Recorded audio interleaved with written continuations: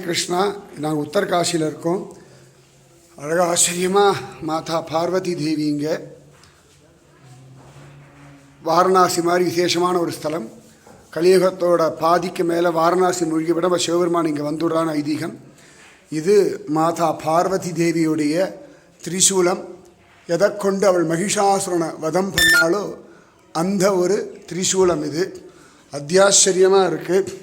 பக்கத்தில் கணபதி, இந்த பக்கம் ஸ்கந்தன், கீழே அழகாக சிவலிங்கம்.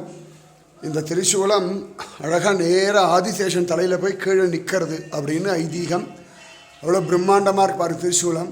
இந்த திரிசூலத்தில் யாராவது சுண்டு விரலை கொண்டு வச்சா இதை மேலே அழகாக அப்படியே ஆடுறது, வைப்ரேஷன் மைல்டாக ஆடுறது. ஆனால் எவ்வளோ ஃபோர்ஸ் பண்ணாலும் அப்படியே நிற்கிறது. இது என்ன மெட்டல்னு இன்னி வரைக்கும் யாருக்கும் கண்டுபிடிக்க முடியல. பெரிய பெரிய ஸ்காலர்ஸ்லாம் கூட வந்து ரிசர்ச் பண்ணி பார்த்துட்டா இன்னும் கண்டுபிடிக்க முடியாத ஒரு மித்தாவே இருக்குது. மகிஷாசுரனை பார்வதி தேவி வதம் பண்ண நேரடியான இதே சூலத்தை கொண்டு தான் வதம் பண்ணான். இவ்வளோ பெரிய சூலம்னா பார்வதி தேவி இவ்வளோ பெருசு இருந்திருப்பான்னு நீங்கள் பார்த்துக்கோங்க. அப்போ தாயாருடைய பலத்தை புரிஞ்சுக்கோங்க. இங்கே இருக்கிறவாள்லாம் அழகாக அபிஷேகம் அர்ச்சனைலாம் பண்ணிட்டு இருக்கா. ரொம்ப ஆனந்தமாக நம்மளே தொட்டு அபிஷேகம் பண்ணலாம். ராதே கிருஷ்ணா. இன்றைக்கி எங்களுக்கு பாக்கியம் உத்தரகாசியில் இந்த ஒரு தரிசனம் எங்களுக்கு பூரணமாக கிடச்சிடுத்து.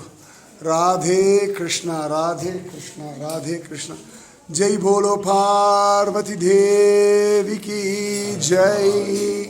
நம பார்வதி பதையே ஹர ஹர மகாதேவா. கிட்டத்தட்ட பார்த்தா ஒரு 18 அடிக்கு மேலே இருக்கும் இந்த திரிசூலம். ராதே கிருஷ்ணா, ராதே கிருஷ்ணா, ராதே கிருஷ்ணா. அன்பிலீவபிள். வார்த்தைகள் வர்ணிக்கவே முடியாது. அத்தனை ஆச்சரியமாக இருக்குது. என்ன மெட்டல்னு இன்னி வரைக்கும் யாருக்குமே தெரியல. அப்படி ஒரு திரிசூலம்.